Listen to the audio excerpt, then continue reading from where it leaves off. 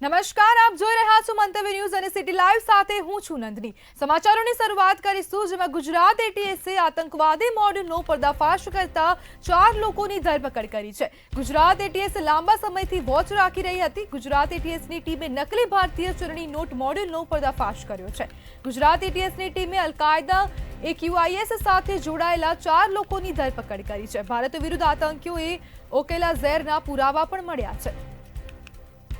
News પાસે mobile data અંગે સૌથી મોટો ખુલાસો મળી આવ્યો છે અને એટીએસની આ મોટી કાર્યવાહી જોવા મળી હતી। જ્યારે ભારત વિરુદ્ધ આતંકીઓએ ઓકેલા ઝેરના પુરાવા મળી આવ્યા છે, ત્યારે અલ-કાયદા સાથે સંકળાયેલા 4 લોકોની પણ ધરપકડ કરવામાં આવી છે। જ્યારે વિડીયોમાં આતંકીઓ ભારત વિરુદ્ધ ઝેર ઓકી રહ્યા છે તેવા પુરાવા પણ મળી આવ્યા છે।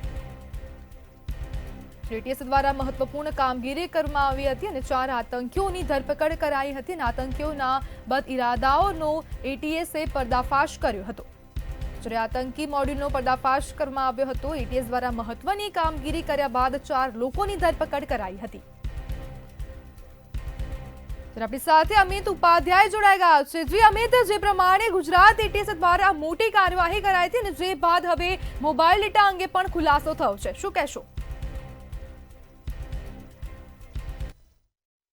ચોક્કસથી 2 દિવસ અગાઉ એટીએસે સર્ચ ઓપરેશન કર્યું, ત્યારબાદ 4 આતંકવાદીઓને ઝડપ્યા। અન્ય અલગ અલગ વિસ્તારોમાંથી 4 આતંકવાદીઓની ઝડપ લીધી એટીએસે। ગુજરાત એટીએસે ખૂબ સરાહનીય કામગીરી કરી છે ને ભારત વિરુદ્ધ જે કૃત્ય કરી રહ્યા હતા એવા 4 આતંકીઓ પકડ્યા છે, જે અલગ અલગ વિસ્તારના છે, જેમ કે દિલ્હી, નોઈડા, ગુજરાત, અમદાવાદ અને અન્ય એક અરવલ્લી જિલ્લાનો એક ઇસમ પણ આ કૃત્ય સાથે જોડાયેલો ઝડપાયો છે, જેનું નામ સોહેબ સૈફુલ્લા કુરેશી નામ છે અને તે એક ગજાલી નામની ફર્નિચરની દુકાનમાં કાર્યરત હતો। હું તમને દ્રશ્યો બતાવીશ। ગજાલી જે ફર્નિચર છે તેમાં જે 1.5 થી 2 વર્ષ કામ કરી રહ્યો હતો ને આ આતંકવાદી બદ ઇરાદાઓના જે એટીએસે પર્દાફાશ કર્યો છે અને મંતવ્ય ન્યૂઝ પાસે તેના મોબાઈલ ચેક કરવાથી ડેટા પણ સામે આવે છે ને તેમાંથી મોટા ખુલાસા પણ થયેલા છે અને તે વોટ્સઅપ અને ઇન્સ્ટાગ્રામ અને ફેસબુકની અંદર જે દેશ વિરુદ્ધ કામ કરી રહ્યો હતો તે સામે આવ્યું છે અને 4 જણ અલગ અલગ ઈસમોને જોડતા હતા અને વોટ્સઅપ અને જે ઇન્સ્ટાગ્રામ ગ્રુપોની અંદર યુવાનોને દેશ વિરુદ્ધ વિડીયો બનાવી અને જોડતા હતા અને દેશ વિરોધી કાર્ય કરતા હતા, આ જાણવા મળ્યું છે। અને મંતવ્ય ન્યૂઝની ટીમ અત્યારે હાલ જે ગજાલીમાં જે જોબ કરી રહ્યો હતો ત્યાં પહોંચી છે અને તમને જણાવવામાં આવે કે આ લોકોએ અલગ અલગ વિડીયો બનાવી અને ભારત દેશના વિરુદ્ધમાં જે જેહાદી વિરુદ્ધ કામ કર્યું હતું અને ભારતના જે આતંકવાદી સંગઠનો સાથે જોડાયેલા, અલ-કાયદા સાથે જોડાયેલા લોકો ઝડપ્યા છે અને એટીએસ હજુ પણ અંદર તપાસે તો અન્યના નામ પણ ખુલી શકે તેમ છે। જી અમિત, જોડાવા બદલ આપનો આભાર। વિડીયોમાં આતંકીઓ ભારત વિરુદ્ધ ઝેર ઓકી રહ્યા છે અને મંતવ્ય ન્યૂઝ પાસે આ સમગ્ર પુરાવા સામે આવ્યા છે અને એટીએસ દ્વારા મહત્વની આ કામગીરી કરાઈ હતી, જેમાં 4 આતંકીઓની ધરપકડ કરાઈ હતી। આતંકીઓના બદ ઇરાદાઓનો એટીએસે પર્દાફાશ કર્યો હતો ને અલ-કાયદા સાથે જોડાયેલા આતંકીના મોબાઈલમાંથી ખૌફનાક વિડીયો પણ મળી આવ્યા છે। 4 આતંકીઓ AQIS સાથે જોડાયેલા હતા અને મંતવ્ય ન્યૂઝ પાસે મોબાઈલ ડેટા અંગે આ સૌથી મોટો ખુલાસો હતો અને તમામ જે પુરાવા છે તે મળી આવ્યા હતા।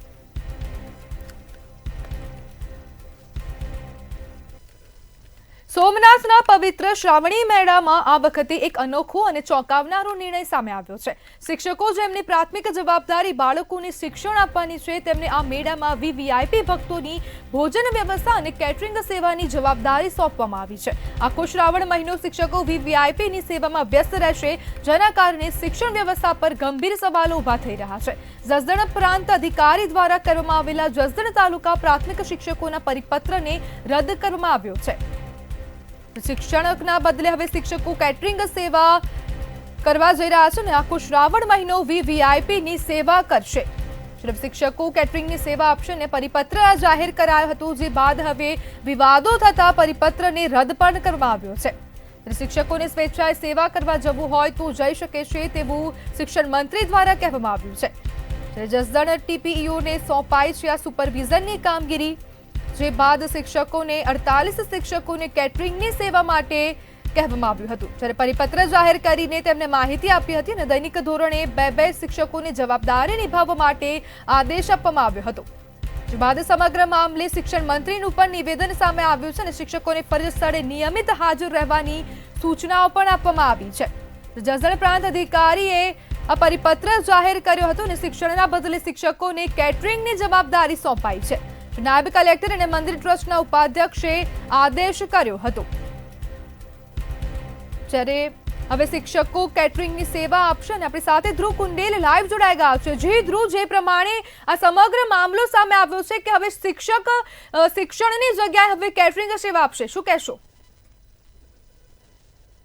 રાજકોટના જસદણમાં એક વિવાદિત અને અનોખો નિર્ણય છે તે લેવામાં આવ્યો હતો। મહત્વની બાબત એ છે કે 30 જેટલા શિક્ષકોને વીવીઆઈપી જે લોકો હોય તેઓને ભોજન વ્યવસ્થાની જવાબદારી છે તે સોંપવામાં આવી હતી। ખાસ તો વિવાદ સર્જાતા આ હુકમને છે તે પરત લઈ લેવામાં આવ્યો છે, પણ ચોક્કસથી કહી શકાય કે ફરી એક વખત આ નિર્ણય છે તે લેવામાં આવ્યો છે। વાત છે રાજકોટના જસદણની વાત કરવામાં આવે તો જસદણમાં આગામી શ્રાવણ માસમાં શ્રાવણી મેળો છે તે થવાનો છે, ત્યારે તેને જ લઈને જિલ્લા કલેક્ટર અને મંદિર ટ્રસ્ટ દ્વારા આ નિર્ણય છે તે લેવામાં આવ્યો હતો। જિલ્લા કલેક્ટરના નાયબ કલેક્ટર દ્વારા જે આદેશ છે તે આપવામાં આવ્યો હતો કે 30 જેટલા જે શિક્ષકો છે તેઓને વીવીઆઈપી જે જવાબદારી છે તે સોંપવામાં આવી હતી, એટલે કે તેમની જે ભોજન વ્યવસ્થા છે તે સોંપવામાં આવી હતી। અને આ સાથે જસદણના જ ટીપીઈઓ ને તમામ જે શિક્ષકોની સુપરવિઝન માટેની જવાબદારી છે સોંપવામાં આવી હતી। ત્યારે આ મામલે હાલ ખૂબ જ વિવાદ સર્જાયો હતો અને આ વિવાદ બાદ હાલ સમગ્ર જે હુકમ છે તે પરત ખેંચાયો છે। ત્યારે આ મામલે ક્યાંક ને ક્યાંક વિપક્ષે પણ હોબાળો કર્યો છે। ત્યારે કહી શકાય કે ફરી એક વખત વિવાદિત અને અનોખો નિર્ણય છે તે ક્યાંક ને ક્યાંક જિલ્લા પ્રશાસન દ્વારા લેવામાં આવ્યો છે અને તેના જ કારણે હાલ અત્યારે આ એક ચર્ચાનો વિષય બન્યો છે। જી ધ્રુવ, સમગ્ર માહિતી બદલ આપનો આભાર। ગેલા સોમનાથના શ્રાવણી મેળામાં હવે શિક્ષકો જોવા મળશે અને વીવીઆઈપી મુવમેન્ટમાં હવે તેમની જે કેટરિંગ સેવા છે તે પણ શિક્ષકો દ્વારા કરવામાં આવશે તેવા પ્રકારનો આદેશ આપવામાં આવ્યો હતો। શિક્ષણના બદલે શિક્ષકોને કેટરિંગની જવાબદારી સોંપવામાં આવી છે।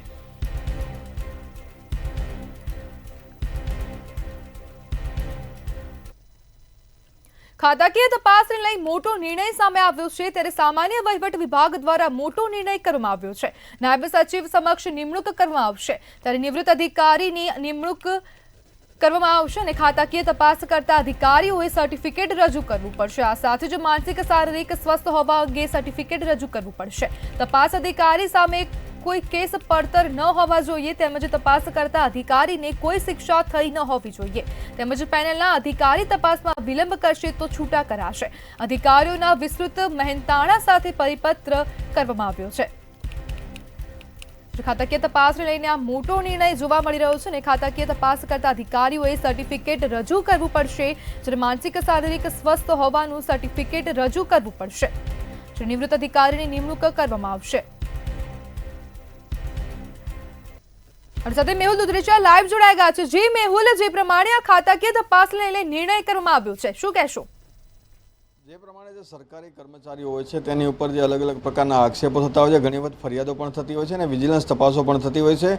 ત્યારે આવી જે ખાતાકીય તપાસ છે તે નાયબ સચિવ કક્ષાના જે અધિકારીઓ છે તેને સોંપવાની જે તજવીજ છે તે હાથ ધરવામાં આવી છે અને ખાસ નિવૃત્ત જે અધિકારીઓ છે અને તેને સમકક્ષ આ જે અધિકારીઓ છે તેને આ જે તપાસ છે તે સોંપવામાં આવશે અને જે પ્રાથમિક રિપોર્ટ છે તે પણ ટૂંક જ સમયની અંદર જાહેર કરી દેવાની પણ તેમાં નોંધ કરવામાં આવી છે। આ સાથે જે ખાતાકીય તપાસની અંદર જોડાતા જે વ્યક્તિઓ છે, જે અધિકારીઓ છે, તેણે પોતાનું માનસિક સંતુલન સારું છે કે નહીં તે અંગેનું સર્ટિફિકેટ પણ આપવું પડશે અને સાથે તેની પર કોઈ આક્ષેપ કે ફરિયાદો નથી તે અંગેનું પણ જે પત્ર છે તે આપવો પડશે। એટલે કે ખાતાકીય તપાસની અંદર જોડાતા વ્યક્તિઓ, અધિકારીઓ છે તેઓએ પણ જે પહેલાં પોતાના પત્રો રજૂ કરવા પડશે, ત્યારબાદ તેઓને ખાતાકીય તપાસ સોંપવામાં આવશે। 3 મહિનાની અંદર પ્રાથમિક રિપોર્ટ છે તે સોંપી દેવાનો રહેશે અને ત્યારબાદ આગળની જે તપાસ છે તે માટે પણ જે અલગ અલગ ખુલાસા છે તે કરવા પડશે અને લેખિતમાં તેની બાંહેધરી પણ આપવી પડશે। એટલે આ મામલે જે હાલ છે તે તૈયારીઓ શરૂ કરી દેવામાં આવી છે કે જે નિવૃત્ત અધિકારીઓ છે અને નાયબ સચિવ કક્ષાના જે અધિકારીઓ છે તેને આની અંદર જોડવામાં આવે, જે જેટલી પણ સરકારી કર્મચારીઓ વિરુદ્ધમાં જે ફરિયાદો આવી છે તેની જે તપાસો છે તે તેઓને સોંપવામાં આવશે। જી મેહુલ, ખાતાકીય તપાસને લઈને જે નિર્ણય લેવામાં આવ્યો છે તેમાં નિવૃત્ત અધિકારીની જે નિમણૂક કરાશે, તો શું છે સમગ્ર માહિતી?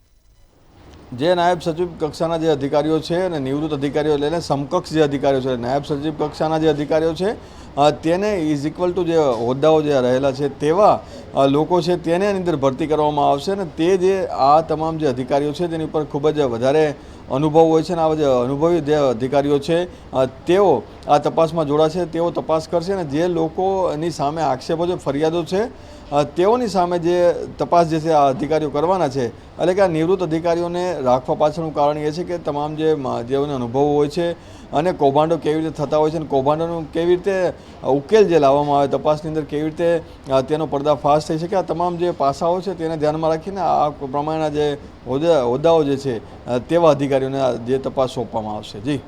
જી મેહુલ, સમગ્ર માહિતી બદલ આપનો આભાર. ખાતાકીય તપાસ લઈને મહત્વપૂર્ણ નિર્ણય લેવામાં આવ્યો છે અને સામાન્ય વહીવટી વિભાગ દ્વારા આ મોટો નિર્ણય કરવામાં આવ્યો છે, જેમાં નિવૃત્ત અધિકારીની જ નિમણૂક કરવામાં આવશે. સર્ટિફિકેટ પણ રજૂ કરવાનું રહેશે અને ખાતાકીય તપાસ લઈને આ મોટો નિર્ણય કરવામાં આવ્યો છે. જ્યારે ખાતાકીય તપાસ કરતા અધિકારીઓએ સર્ટિફિકેટ રજૂ કરવું પડશે અને માનસિક અને શારીરિક રીતે સ્વસ્થ છે તેવું સર્ટિફિકેટ રજૂ કરવું પડશે. જો તેમની ઉપર અન્ય કોઈ કેસ થયો નથી અને કોઈ શિક્ષા કરવામાં આવી નથી તે અંગેના પણ સર્ટિફિકેટ રજૂ કરવાના રહેશે અને 3 મહિનામાં પ્રાથમિક રિપોર્ટ સબમિટ કરવાનો રહેશે. તપાસ અધિકારી સામે કોઈ કેસ પડતર ન હોવો જોઈએ.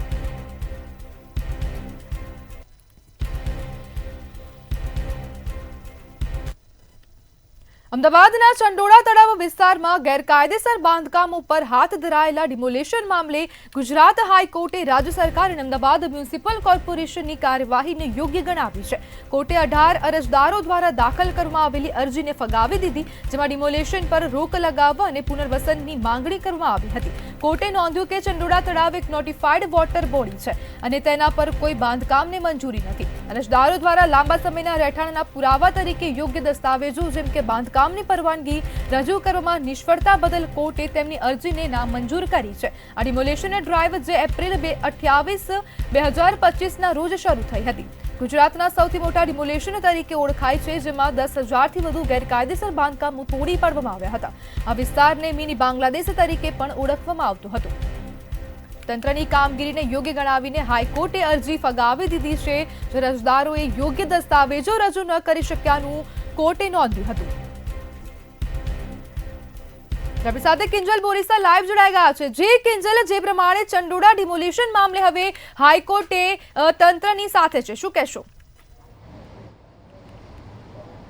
જે રાજ્યનું સૌથી મોટું જે ડિમોલેશનની કાર્યવાહી છે તે અમદાવાદના ચંડોળા તળાવમાં કરવામાં આવી હતી, કારણ કે ત્યાં જે બાંગ્લાદેશીઓ છે તે ગેરકાયદેસર રીતે વસવાટ કરી રહ્યા હતા અને આખું જે મોટું સામ્રાજ્ય છે તે બનાવી દીધું હતું અને મિની બાંગ્લાદેશ છે તે કર્યું હતું. જે દાદાનું બુલડોઝર છે તે ચાલ્યું હતું અને ત્યારબાદ જે ત્યાં રહેતા જે સ્થાનિકો હતો તેમના દ્વારા જે હાઈકોર્ટમાં એક અરજી કરવામાં આવી હતી. ત્યારબાદ હાઈકોર્ટમાં સુનાવણીઓ પણ કરવામાં આવી હતી. જે કાર્યવાહી છે તે ચાલી હતી, પરંતુ જે આજે જે હાઈકોર્ટ દ્વારા જે રાજ્ય સરકારની સાથે જે એક રાજ્ય સરકારની તમામ જે કાર્યવાહી હતી તેને સહકાર આપતો જે નિવેદન છે તે આપવામાં આવ્યું છે, ત્યારે હવે હાઈકોર્ટ દ્વારા જે અરજદારો હતા તેમની અરજી છે તે ફગાવી દેવામાં આવી છે અને તંત્ર દ્વારા જે પણ કામગીરી કરવામાં આવી હતી તે યોગ્ય કામગીરી હતી તેવું કહેવામાં આવ્યું છે. એટલે કે એક હાઈકોર્ટ દ્વારા એવું પણ કહેવામાં આવ્યું છે કે જે અરજદારોએ અરજી કરી હતી તેમના દ્વારા જે જરૂરી તમામ જે દસ્તાવેજો હતા તે પૂરતા પ્રમાણમાં યોગ્ય રીતે રજૂ કરી શક્યા ન હતા અને તેના જ કારણે જે અરજી છે તે ફગાવવામાં આવી હતી અને નિર્ણય છે તે રાજ્ય સરકાર અને જે અમદાવાદ મ્યુનિસિપલ કોર્પોરેશનની કામગીરી તરફેણ કરવામાં આવ્યો હતો, કારણ કે જે આખું જે ગેરકાયદેસર રીતે બાંધકામ અહીંયા ઊભું કરવામાં આવ્યું હતું અને તેના ઉપર જે કોર્પોરેશન દ્વારા તમામ જે દબાણો છે તે હટાવવામાં આવ્યા હતા અને ત્યારબાદ જે મામલો છે તે હાઈકોર્ટમાં પહોંચ્યો હતો. પરંતુ હવે જે હાઈકોર્ટે રાજ્ય સરકાર અને કોર્પોરેશનની ફેવરમાં જે ચુકાદો છે તે આપ્યો છે અને તમામ જે કામગીરી હતી ડિમોલેશનની તે યોગ્ય રીતે કરવામાં આવી હતી તેવું પણ કહેવામાં આવ્યું છે. જી કિંજલ, હજુ અમદાવાદના ઇતિહાસનું આ સૌથી મોટું ડિમોલેશન હતું, જેમાં 10,000થી પણ વધુ જે ગેરકાયદેસર બાંધકામ હતા તેને તોડી પાડવામાં આવ્યા હતા અને કહેવામાં પણ આવે છે કે જે આ મિની બાંગ્લાદેશ તરીકે આ ચંડોળા તળાવ વિસ્તાર કહેવાતું હતું. તો શું કહેશો? જી, જે ચંડોળા તળાવ હતું ત્યાં જે બાંગ્લાદેશીઓ રહેતા હતા અને આ બાંગ્લાદેશીઓને લલ્લુ બિહારી કરીને એક જે વ્યક્તિ હતો તેના દ્વારા તમામ બાંગ્લાદેશીઓ છે તેને ત્યાં રહેવા માટેની જગ્યા આપવામાં આવતી હતી, જે એડ્રેસ પ્રૂફ છે તે પણ આપવામાં આવ્યા હતા અને આખું જે સામ્રાજ્ય છે તે ઊભું કરવામાં આવ્યું હતું. લલ્લા બિહારીનું ત્યાં ગેરકાયદેસર જે આખું સામ્રાજ્ય છે તે ઊભું કરેલું હતું, તેનું ફાર્મ હાઉસ પણ અંદર આવેલું હતું. ત્યારે જ્યારે કોર્પોરેશન ત્યાં પહોંચ્યું હતું ત્યારે બુલડોઝરની કામગીરી છે તે કરવામાં આવી હતી. પોલીસને પણ સાથે રાખીને ઉચ્ચ પોલીસના કાફલા સાથે આ આખી જે ડિમોલેશનની કામગીરી છે તે કરવામાં આવી હતી.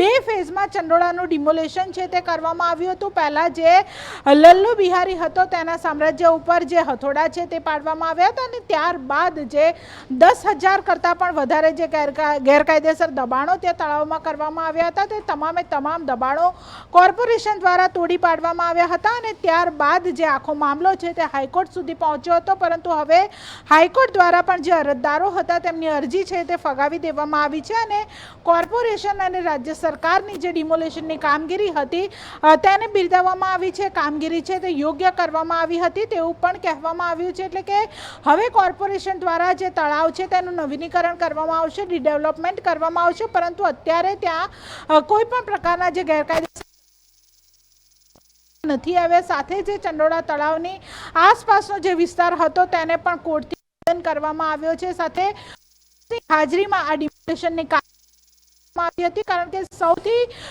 રાજ્યનું સૌથી મોટું ડિમોલેશનની કામગીરી છે તે અમદાવાદ મ્યુનિસિપલ કોર્પોરેશન દ્વારા આવી હતી. જી, સમગ્ર માહિતી બદલ આપનો આભાર.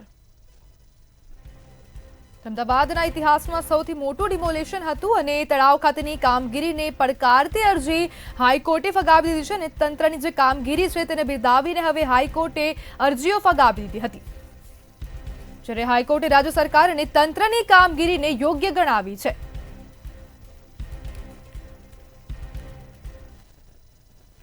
વડોદરા મહાનગરપાલિકા દ્વારા સંચાલિત 31 સ્મશાન ગૃહોના સંચાલનને ખાનગી સંસ્થાઓને સોંપવાના નિર્ણયથી ઉદ્ભવેલા વિવાદે રાજકીય અને સામાજિક વર્તુળોમાં ચર્ચા જગાવી છે. આ નિર્ણયનો વિરોધ કોંગ્રેસ, આમ આદમી પાર્ટી અને સામાજિક સંસ્થાઓએ કર્યો હતો, જેમણે ભાજપ પર ભ્રષ્ટાચારના આરોપો લગાવ્યા અને આપે લક્ષ્મીપુરા ખાતે ભ્રષ્ટાચારની અંતિમ યાત્રા નામની પ્રતિકાત્મક શોભાયાત્રા કાઢી, જેમાં નોંધપાત્ર જનમેદની જોવા મળી હતી અને બીએમસીએ શહેરના 4 ઝોનમાં સ્મશાન ગૃહોના સંચાલન માટે ટેન્ડર બહાર પાડ્યા હતા, જેમાં 3 ખાનગી ટ્રસ્ટોને કામગીરી સોંપવાનો નિર્ણય લેવાયો હતો. આ માટે દર વર્ષે ₹10.17 કરોડનો ખર્ચ થવાનો અંદાજ છે. જોકે બીએમસીના અધિકારીઓએ દાવો કર્યો કે આઉટસોર્સિંગથી ₹4 કરોડની બચત થશે. જોકે આ નિર્ણયની ટીકા થતાં બીએમસીની સ્ટેન્ડિંગ કમિટીએ ₹6 કરોડના વધારાના ખર્ચને કારણે આઉટસોર્સિંગનો પ્રસ્તાવ સ્થગિત કર્યો છે.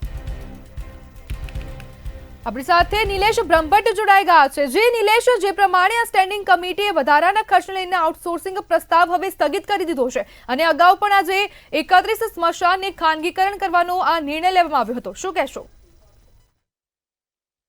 સ્માર્ટ સિટીના સ્માર્ટ દિશાહીન સત્તાધીશોનું સંસ્કારી નગરી વડોદરામાં સ્મશાન કૌભાંડ.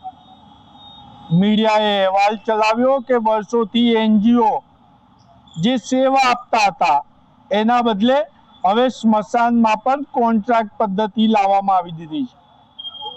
ત્યારે આજે નમો કમલમ ખાતે શહેર પ્રમુખે એક પત્રકાર પરિષદ યોજી અને સ્થાયી સમિતિએ જે કોન્ટ્રાક્ટ પર મંજૂરીની મોહર મારી, જે 31 સ્મશાનો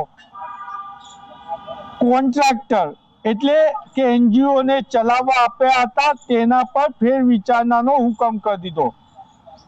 હવે વડોદરા શહેરના જે 4 સ્મશાન છે તે પુનઃ જે એનજીઓ ચલાવતા હતા એ જ ચલાવશે. ત્યારે સવાલ એ ઊભો થાય છે કે સ્મશાન કોન્ટ્રાક્ટ પદ્ધતિથી ચલાવવાનો નિર્ણય નવેમ્બરમાં લેવામાં આવ્યો, ત્યારબાદ એકવાર આ કામ મુલતવી રહ્યું અને ત્યારબાદ આ કામને મંજૂરી આપવામાં આવી અને સ્થાયી સમિતિમાં જે પણ કામ લેવામાં આવે છે તેની ભારતીય જનતા પાર્ટી નમો કમલમ ખાતે સંકલનની બેઠક મળે છે. સંગઠનના નિર્ણય બાદ જ સ્થાયી સમિતિમાં નિર્ણય લેવાય છે. તો આ નિર્ણયમાં જે સંગઠને પહેલા મંજૂરી આપી હતી એમાં ફેરબદલ કેમ થયો? તો ફેરબદલ થવાનું કારણ જનતા દળ યુનાઇટેડમાંથી પ્રથમ વખત જીતેલા ધારાસભ્ય યોગેશ પટેલ, જે હવે ભારતીય જનતા પાર્ટીમાં ગુજરાતના સિનિયર ધારાસભ્ય કહેવાય છે, એમને ખ્યાલ આવ્યો કે આ ખોટું થયું છે અને જલારામ સેવમ ટ્રસ્ટના ટ્રસ્ટીઓ તેમને મળવા ગયા અને ધારાસભ્યએ પોતાનો અહમ સંતોષવા માટે જ આ નિર્ણયનો ફેરવિચારણા કરાવી છે, ફેરબદલ પણ કરાવી દીધો. આ એ જ ધારાસભ્ય છે કે આરએસએસની વિચારસરણીમાં માનનાર ટાઉન પ્લાનિંગ ઓફિસર યોગેશ પટેલના કયામાં નહોતા, એટલે એમને ડિસમિસ કરી દીધા અને હવે સુપ્રીમ કોર્ટમાં પણ મહાનગરપાલિકા હારે તેવી પરિસ્થિતિ છે. અને ચર્ચા તો એ પણ છે જેમ માજલપુરના ધારાસભ્ય જે આ જલારામ સેવા ટ્રસ્ટને એનજીઓને પુનઃ કારોબાર સોંપવાની વાત કરી, એમાં પહેલા આક્ષેપ એવા થયા હતા કે જ્યારે ગાર્ડન શાખાના અધિકારીઓ લાકડા કટિંગ કરે છે તો તે સ્મશાન સુધીને નથી પહોંચતા, એ ક્યાંક ને ક્યાંક સગે વગે થઈ જાય છે. એટલે યોગેશ પટેલના ફાર્મનું બ્યુટિફિકેશન કરતો ગાર્ડનનો મુખ્ય અધિકારી આવામાં સંડોવાયેલો છે અને એને પુનઃ ધંધો મળી રહે એ માટે યોગેશ પટેલે આ કાર્ય કર્યું છે તેવું ભારતીય જનતા પાર્ટીના જ કોર્પોરેટરો ચર્ચા કરી રહ્યા છે. આજે હુકમ તો થઈ ગયો કે 4 સ્મશાનો 4 એનજીઓ ચલાવશે, પરંતુ શું સિનિયર ધારાસભ્ય યોગેશ પટેલે કાયદાનો અભ્યાસ કર્યો છે? જ્યારે મહાનગરપાલિકાએ ટેન્ડર બહાર પાડ્યું હોય, ટેન્ડરના આધારે કોન્ટ્રાક્ટરને વર્ક ઓર્ડર અપાઈ ગયો હોય, તો એને હવે રોકશો કેવી રીતના? ચીફ વિજિલન્સ કમિશનરની ગાઈડલાઈનનું વિરુદ્ધનું આ કૃત્ય છે. જોવું રહ્યું કે ભારતીય જનતા પાર્ટીમાં ધારાસભ્ય જે જનતા દળ યુનાઇટેડમાંથી પ્રથમવાર જીતેલા, એમનો દબદબો છે, હવે કેવી રીતના અમલ કરાવે છે. જી નિલેશ, સમગ્ર માહિતી બદલ આપનો આભાર.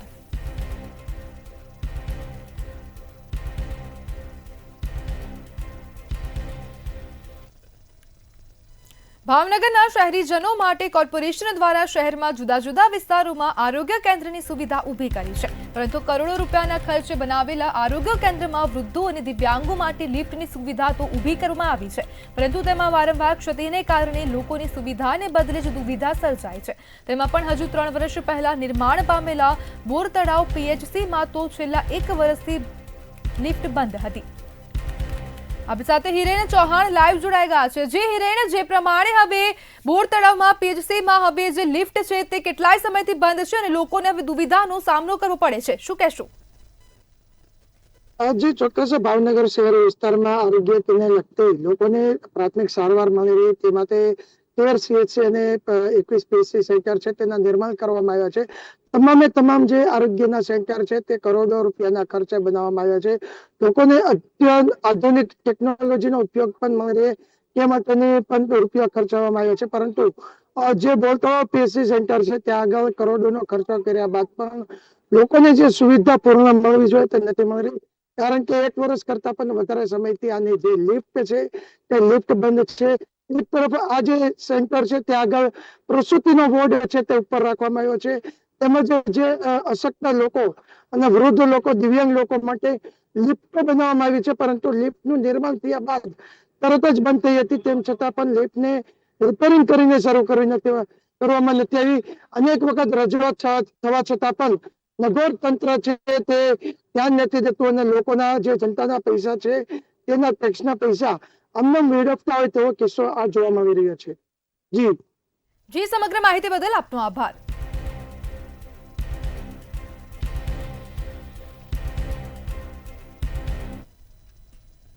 માતાના મઢ અને ઉમરસરની લિગ્નાઇટ ખાણમાં વર્ષોથી કચ્છ જિલ્લા ટ્રક ઓનર્સ એસોસિએશન દ્વારા ડબ્બા ડ્રો પદ્ધતિ અમલમાં છે.